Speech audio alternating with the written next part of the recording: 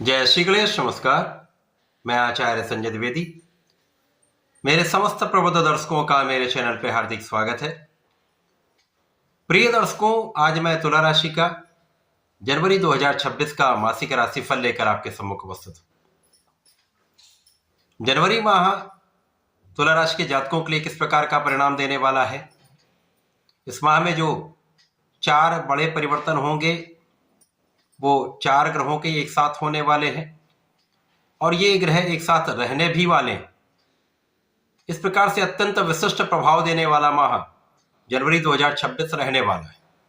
तो ये परिवर्तन, ग्रहों की स्थितियां किस प्रकार का फल आपको देने वाली हैं, कितने अच्छे लाभ मिल सकते हैं, अच्छे परिणामों की प्राप्ति हो सकती है अथवा कहीं पर कोई समस्या या अवरोध तो उसका क्या निराकरण है, संपूर्ण विश्लेषण मैं पूर्ण तर्क के साथ करने जा रहा हूं।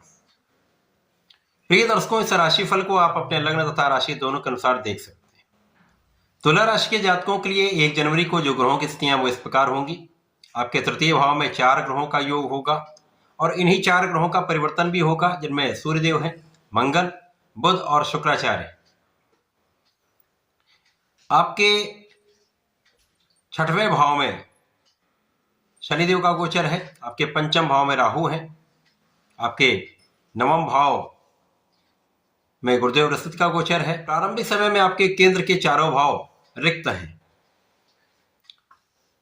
प्रारंभिक समय में एक दिन के लिए ही सही, लगभग एक दिन के लिए चंद्रमा का गोचर आपके 8वें भाव में होगा, जो वृषभ राशि है।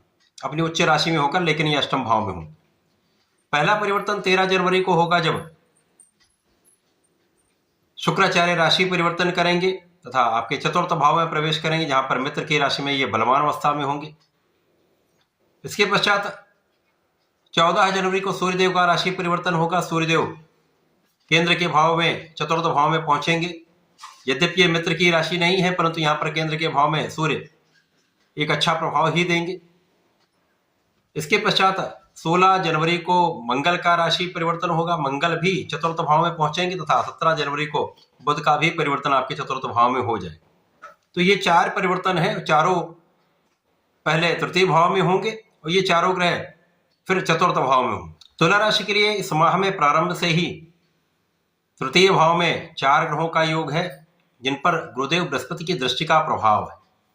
गुरुदेव का प्रभाव इन 4 ग्रहों पर भी है, जिनमें लग्नेश शुक्राचार्य भी हैं। सूर्य जो लाभ के स्वामी हैं, बुध यहां पर भाग्य के स्वामी है, मंगल यहां सप्तम के स्वामी है तथा यहां पर आपके धन के भी स्वामी है। तो 4 विशेष ग्रहों पर गुरुदेव बृहस्पति की दृष्टि का प्रभाव है, जो इस भाव की प्रबलता को कई सौ गुना बढ़ाने वाले। अब क्योंकि सूर्य और बुध का यहाँ पर बुधादित्य योग प्राप्त हो रहा है, यहाँ पर धन योग भी बन रहा है, यहाँ पर पराक्रम योग भी बन रहा है, यहाँ पर शासन योग भी बन रहा है, यहाँ पर शंख योग भी बन रहा है। तो कई राजयोग तो हैं, परंतु तृतीय भाव में अच्छे ग्रह अच्छे परिणामों की प्राप्ति नहीं कराते। परंतु जैसे ही 1-2 दिन प्रारंभिक समय भी बीतेंगे, चंद्रमा आपके 9वें भाव में पहुंचेंगे, वहां पर गजकेसरी बन जाएगा और शनि के प्रभाव से चंद्रमा मुक्त हो जाएंगे। तो प्रारंभिक समय में जो मन का विचलन था, जो आपके माइंड का डिविएशन था, या जो मौसम के कुछ रोगों के कारण आपको समस्या थी, वो दूर हो जाएगी। यहाँ पर आप बलवान स्थिति में होंगे, आपका स्वास्थ्य भी अच्छा होगा, आपका मन भी अच्छा होगा, आपका मानसिक भाव भी अत्यंत प्रबल होगा और यहाँ पर आपका भाग्य विस्तृत रूप से आपको परिणामों की प्राप्ति कराने वाला है। महाभाग्य का साथ आपको प्राप्त होगा, यहाँ पर किसी प्रकार का कोई संदेह नहीं।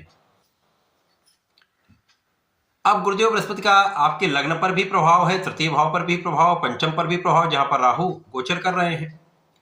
राहु यहां पर 5वें भाव में बहुत अच्छा परिणाम तो नहीं देंगे। ये आपके कहीं ना कहीं मन को विचलित करेंगे, मन को डिविएट करेंगे, मन में भ्रम लाएंगे, जिसके कारण पढ़ाई का भाव आपका डिस्टर्ब होता है। जब आपकी पढ़ाई से आपका मन इधर उधर भटकता है तो उतना अच्छा परिणाम नहीं मिलता। परंतु गुरुदेव का प्रभाव जब से यहाँ पर हो गया है, 9वें भाव में स्थित होकर 5म पर दृष्टि का प्रभाव है, तो राहु भी बैलेंस यहाँ पर हो चुके हैं और गुरुदेव के प्रभाव के कारण राहु भी कहीं ना कहीं गुरुदेव का आचरण करने लगते हैं। तो इस प्रकार से जब राहु में भी गुरु का गुण आ जाता है, तो यदि आपका मन संतुलित रहता है, आपका आत्मबल अच्छा रहता है, अब यहाँ पर आपका आत्मबल अच्छा है, सूर्य अच्छी स्थिति में है और गुरु का प्रभाव आपके लग्न पर है, जिसके कारण आपके अंदर धैर्य भी है, विचार भी है, विवेक भी है, जिसके कारण आप बहुत अच्छा परिणाम प्राप्त कर सकते हैं, क्योंकि राहु आपको सफलता की प्राप्ति भी कराते हैं। यदि आप सही ढंग से सही दिशा में सही प्रयास कर लेंगे तो आपको कोई शक्ति बाधित नहीं कर सकती, आपको अच्छा परिणाम प्राप्त होगा। तो चाहे वो पढ़ाई का भाव हो, चाहे वो आपकी प्रतियोगिता परीक्षा का भाव हो, उसमें सफलता मिलेगी। यद्यपि यहाँ पर उतना अच्छा परिणाम आपके मन के अनुसार नहीं मिलेगा, परंतु बहुत कोई कठिनाई भी नहीं हो।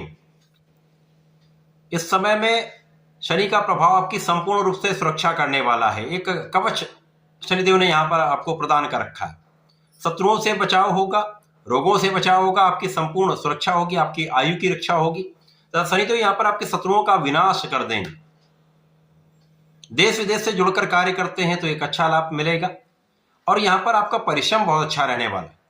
यदि आप फोकस्ड रहते हैं, यदि आप अपने लक्ष्य पर केंद्रित होकर कार्य करते हैं, तो कोई भी कार्य हो, वो ज्ञान प्राप्ति का कार्य हो, ज्ञान देने का कार्य हो, नौकरी का भाव हो, व्यापार हो, आपका प्रोफेशन हो, समस्त क्षेत्रों में आप पूर्ण रूप से सफलता की प्राप्ति कर पाएंगे। लाभ भी आपको अच्छा मिलेगा।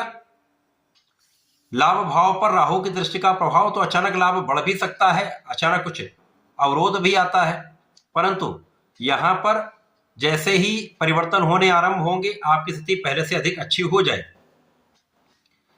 लग्न की स्थिति अच्छी है, लग्नेश की स्थिति अच्छी है और ग्रहों का जो संयोजन बन रहा है वो अत्यंत विशेष है। यहां भाई बहनों का सहयोग, परिवार का सहयोग पूर्ण रूप से प्राप्त होता है। तो प्रारंभिक समय से ही एक अच्छे धन का लाभ आप ले पाएंगे। आपके कार्य क्षेत्र में आपको एक अच्छा लाभ मिल पाएगा। लाभ की मात्रा में कोई बड़ी कठिनाई की स्थिति नहीं है। जब 13 जनवरी से 17 जनवरी के बीच में चारों ग्रहों का परिवर्तन आपके केंद्र के भाव में हो जाएगा, यहां पर आपका केंद्र का भाव जो रिक्त था वो भर जाएगा। 4 ग्रह एक साथ आ जाएंगे, अत्यंत प्रभावी स्थिति आपके चतुर्थ भाव में बन जाए। अब चतुर्थ भाव जो सुख संपदा, ऐश्वर्य, वैभव, भूमि, भवन, वाहन का भाव है, जनता का भाव है, माता का भाव है, ये अत्यंत विशेष हो जाए, महाबलवान हो जाएगा और सबसे अधिक प्रभाव आपके कर्म क्षेत्र पर पड़ेगा। चारों प्रबल ग्रहों का प्रभाव आपके कार्यक्षेत्र पर, आपके कार्यक्षेत्र को शून्य से शिखर पर पहुंचाने वाला है। कार्यक्षेत्र में विशिष्ट सफलता मिलेगी। पर्याप्त धन का आप यहां पर अर्जन कर पाएंगे, परिश्रम का पूर्ण लाभ ले पाएंगे, धन, मान, सम्मान की प्राप्ति आप कर पाएंगे, अपने कार्यक्षेत्र का विस्तार कर पाएंगे, अपने व्यापार का विस्तार कर पाएंगे। कला क्षेत्र में नए नए अवसर मिल सकते हैं। देश विदेश से एक अच्छा लाभ, आपको अच्छे कॉन्ट्रैक्ट की प्राप्ति से बड़ा लाभ आप प्राप्त करने वाले, तो लाभ में कहीं कोई बड़ी समस्या नहीं आए। इसी प्रकार से इस समय आपका मनोबल बहुत अच्छा रहेगा, पिता का पूर्ण सहयोग मिलेगा, माता पिता का आशीर्वाद भी मिलता है। यहां पर आपके सुख संसाधन बढ़ेंगे, भूमि, भवन, वाहन का आपको लाभ मिल सकता है। इसी प्रकार से इस समय लोगों के बीच में आप मान सम्मान प्राप्त करेंगे, लोगों के बीच में आपका अच्छा प्रभाव रहने वाला है। तो यदि जनता से संबंधित कार्यों में है, प्रशासनिक सेवाओं में है, सरकार में है, सरकारी संस्थाओं से जुड़े हुए हैं या राजनीति में है, तो निश्चित रूप से यहाँ पद वृद्धि, लाभ वृद्धि तय है। कार्य क्षेत्र का विस्तार भी होगा, आपके अधिकार क्षेत्र का भी विस्तार हो। इस समय में सरकार से जुड़कर सरकारी सेवाओं से बड़ा धन लाभ आपको मिलता है। इसी प्रकार से यदि अपना आपका स्वयं का कुछ काम है, व्यापार है, वहां पर बड़े स्तर पर आप जा सकते हैं, आप नेतृत्व कर सकते हैं। नेतृत्व की क्षमता में वृद्धि से आप चहुं ओर से एक अच्छा सहयोग प्राप्त कर पाएंगे। आपकी लीडरशिप में एक अच्छा काम होने वाला है, आपकी योजनाएं सफल रहने वाली हैं, आपकी की हुई प्लानिंग बहुत अच्छी रहने वाली, जिसका लाभ आपको प्राप्त होगा तथा लोगों को भी उसका फल अच्छा प्राप्त होने वाला है। तो ये माह आपके लिए विशेष है, अच्छा धन लाभ कराने वाला है। भाग्य का साथ भी मिलेगा, धन का लाभ भी मिलेगा, कार्यक्षेत्र में उन्नति भी होगी। तो पूरे प्रकार से ये 13 जनवरी के पश्चात ये माह आपका है, आपके लिए अच्छे परिणामों की प्राप्ति कराने वाला है, अच्छे स्तर पर आपको पहुंचाने वाला है। तो ये कहीं यहाँ पर यदि कुछ अवरोध चल रहे थे या कुछ समस्याएं चल रही थी, उनका निराकरण करते हुए आप आगे बढ़ते जाएंगे और लाभ लेते जाएंगे।